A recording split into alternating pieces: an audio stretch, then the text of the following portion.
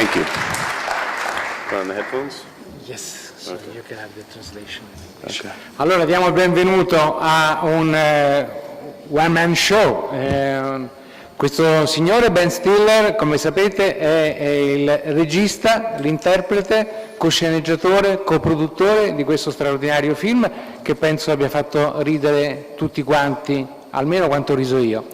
E se qualcuno ha già una domanda... Well, for me, it's always been a genre that I really loved. I think that the Vietnam War movie, in particular, has sort of become this uniquely American genre over the last 30 years or so. And you know, for me, the movie was really about trying to find the humor in the idea of actors and reality, and actors. You know, the basic idea: actors stuck out in the jungle with fake guns, dealing with real bad guys. That was always the core idea, not really necessarily having to satirize Hollywood or movie making, but obviously that's all a part of it. But I think the idea of just actors dealing with reality and that basic idea, so all of it sort of came out of that. But it was really fun to be able to get into the whole world of those films in terms of the movie within the movie that we're making you know, at the beginning of the film, and I love those films. So having the opportunity to sort of recreate those sort of you know, the war scenes, and then really to have the movie sort of become its own movie, and the second part of the movie, and have the actors actually when they're doing real things, and you know, it's kind of, I feel like the movie, you know, it has its own reality at the end of it, but they are sort of in their own action movie at the end of the film too. So it was hopefully being able to do a couple of different things within that, within the reality of the movie, if that makes any sense. Yes, it does. Okay. Well, I had a really great time working with Tom. I'm a huge fan of his, and I felt very fortunate to have him in the movie. He was really a collaborator in that role. He really had the idea for the role, and the look of him sort of was a combination of. He had this idea to have really big hands. He wanted to have very big, hairy hands for the part, and I had the idea of him being bald, because I thought it'd be really interesting just to see his intensity, but yet sort of, you know, not seeing him the way we're used to seeing him all the time, but yet his eyes and his intensity is still there. And I just, you know, think he had a great time doing a comedy. He's really, really funny. He's always had a good sense of humor.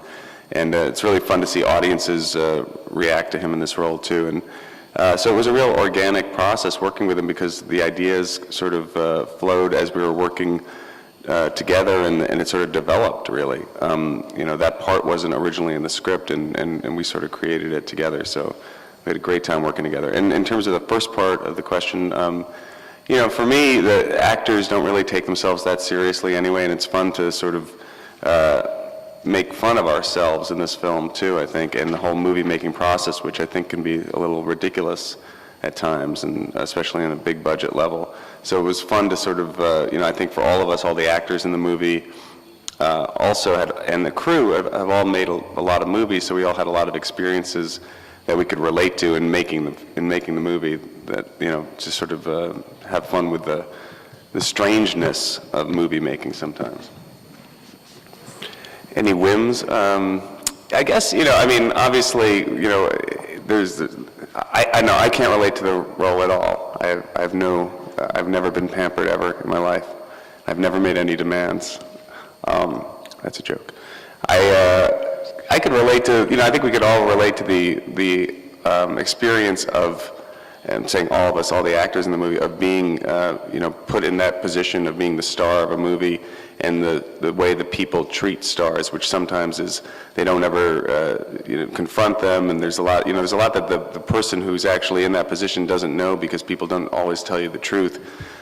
So it's kind of a strange world where you're not necessarily always getting reality, and people can become shielded from that. So I think it's almost up to you when you're in that position to really have a sense of that, and to try to remain grounded, and sort of see through all of the, I guess, you know, just, I guess it's what's in the setup of making a movie where people sort of defer to you all the time. And you have to have a sense that that's usually happening, and sort of fight against that. But at the same time, some people play into that too, and there are a lot of people who lose their perspective with reality, and I think you're sort of always fighting against that. I think people also in the movie business, they never say no to you if you're in a position of power until you're not in that position anymore, and then it's sort of it can be a rude awakening. So I think that's something that you have to be aware of too in this business.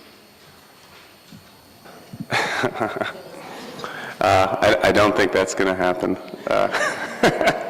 No, I mean, it was really just, for us, it was just sort of having fun with different genres of movies, and, the idea of, what actors will do sometimes to be taken seriously, to, especially my character in the movie is an actor who really wants to be taken seriously and is trying way too hard to win awards, and I think, that kind of role can, I think, on some level we sometimes see that in our world where, it's almost, the same thing, the idea with the war movies too, that it's the sort of place where art and commerce meet, and where ego versus just actors who want to just work to do the work for the work's sake, but also want to be recognized, and how those sort of come together and sometimes can get muddled. And I think that's where we're trying to find the humor and sort of in that. And so a film like Simple Jack is not too far from reality, I think. But in terms of my own reality, I don't think I would ever, after this movie, I'm never going to do that for sure.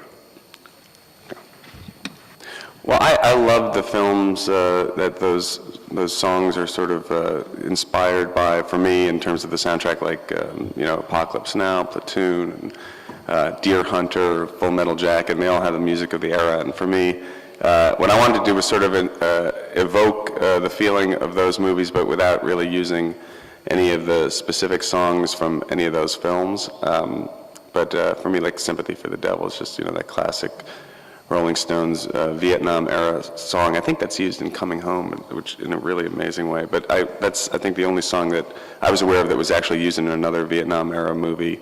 But I just wanted to have that feeling of that soundtrack. Though, I think for a younger audience, they won't really get that level of it. But for people my age, hopefully they can reference that. And it was really fun to do that, and to also the score was really important to me. That the score sort of worked on a real level, and it felt like an actual dramatic action movie score when it needed to be.